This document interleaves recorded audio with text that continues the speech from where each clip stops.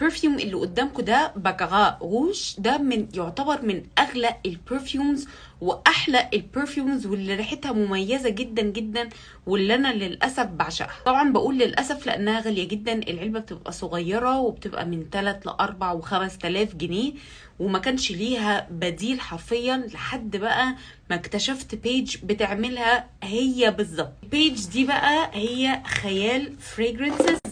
عايزه اقول لكم ان هم عاملينها بالظبط والثبات ملوش حل. ميز بقى المكان ده عن اي مكان تاني ان هم مصنع وهم بيصنعوا الروايح بتاعه العطور بتاعتهم، والعطور بتاعتهم مميزه جدا ونقيه جدا، يعني حتى لما بترشي على لبسك مش بتبقع في اللبس ولا بيبقى فيه كحول. وبيبقى عندهم روايح كتير جدا، انت بتختاري اللي انت عايزاه، بس انا اخترت دي لان دي ما لقيتش حد عمل زيها. بصوا الريحه دي ريحه كونفيوجن، يعني اللي قدامك مش هيعرف انت حاطه ايه من